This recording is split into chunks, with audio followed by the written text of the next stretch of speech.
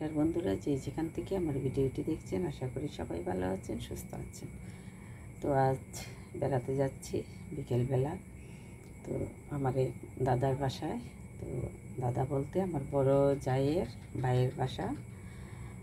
তো ওনার সাথে আমার পারিবারিকভাবেই একটা আত্মীয়তা। আর যেদিকে যাচ্ছি দেখতে পাচ্ছেন, এই যে বিশাল বড় একটা ঈদগাহ মাঠ। এটা তো শুনে থাকবেন সবাই, শোলাকিয়া ঈদগাহ মাঠ। তো এটা আমার বাসার খুব কাছাকাছি। তো ভিতরটা যেহেতু দেখাতে পারলাম না, বাহির দিয়ে ওই দিক দিয়েই যাচ্ছি। তো এখানে কিন্তু বিশাল বড় এই রোজা ঈদের নামাজটা হয়, অনেক লোক হয়। তো এটা শহরের একটু ভিতরে। তো কথা বলতে বলতে দাদার বাসার একেবারেই কাছাকাছি চলে আসছি। তো জায়ের সাথে যতটুক না মানে আন্তরিকতা, তার চেয়ে বেশি কিন্তু ওই দাদা বৌদির সাথে অনেক বেশি। কারণ দাদা একজন ভালো মনের মানুষ। তো অনেক দিন ধরেই কিন্তু দাদা তো কয়েকদিন পরেই কিন্তু যে ভোরবেলা হাঁটতে যায়, তখন আমার বাসায় সকালবেলা উঠে তারপরে হাত মুখ ধুয়ে ওখানেই চা নাস্তাটা খেয়ে তারপরে বাসায় ফিরে কিছুদিন পর। তো আমার আর আসা হয়নি একা একা। তো ওরা বাসায় আসলে চেষ্টা করি যে একটা ঘুরান দিতে। তো এই যে দাদার বাসায় এসে পৌঁছলাম। তো আস্তে আস্তে প্রায় 5:30 বেজে গেছে। তো এসে দেখি বৌদি এখনও স্নান করেনি। তো বৌদি আমাদেরকে একটু লিচু মিষ্টি এগুলো দিয়ে তারপরে আমি বললাম আপনি স্নান করে আসেন, আমরা তো অনেকক্ষণ বসবো। তো বৌদি স্নান করে আস্তে আস্তে সন্ধ্যা প্রায়, তো ঠাকুর নিদ্রা দিবে, সন্ধ্যা প্রদীপ দিবে। তো একসাথে এই কাজটা করে বের হবে, তারপরে আমরা আসবো। আর দাদার সাথে এদিকে কথা বললাম, ওনার ছেলে মেয়ের সাথে কথা বললাম। তো সব মিলিয়ে আজকের বিকেলটা অনেক ভালো লাগছে।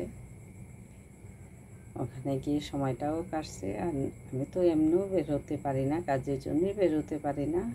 আর এত গরমের মধ্যে কাপড় চোপড় পরে এক জায়গায় যাওয়া, এটাও কিন্তু একটা বড় কষ্টের বিষয়। আর গত দুদিন কিন্তু আমি একটু রেস্টেই ছিলাম ভিডিও থেকে বলতে পারেন। কারণ মেয়েরা এই যে প্রতিদিনই একটা না একটা কিছু বানায়, হোক আর না হোক চেষ্টা করে নিজেদের খাওয়াটা তৈরি করার। তো ওরা নিজেরাই তৈরি করে, নিজেরাই ভিডিও বানায়, আমাকে আর এটার মধ্যে জড়ায় না। এমনকি ভয়েসটাও দিতে বলেনি, ওরা নিজেরাই মিউজিক দিয়ে তারপরে ছেড়ে দেয়। তো দুদিন মোটামুটি ভালোই লাগছে যে ভিডিও করতে হয়নি, ভয়েস দিতে হয়নি। তো একঘেয়েমি কাজ লাগে প্রতিদিন দিতে দিতে।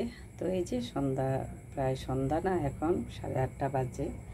তখন ওই যে দাদা আটকে রাখছে যে দাদাও একটু বেরোবে। তো বললো যে আমার সাথে একেবারে চলেন, আমি এগিয়ে দিয়ে আসি।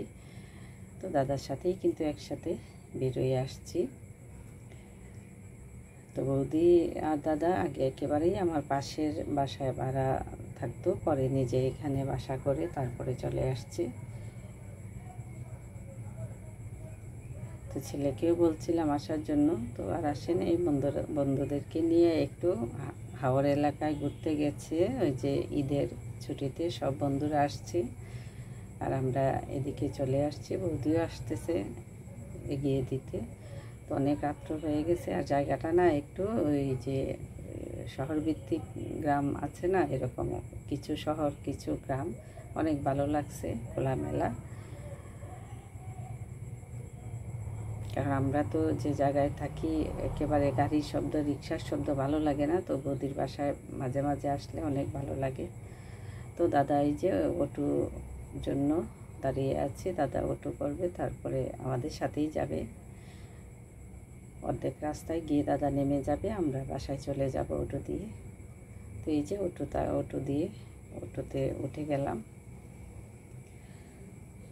তো আজ এই পর্যন্তই। ভালো থাকবেন, সুস্থ থাকবেন, আমার পাশে থাকবেন। ধন্যবাদ সবাইকে।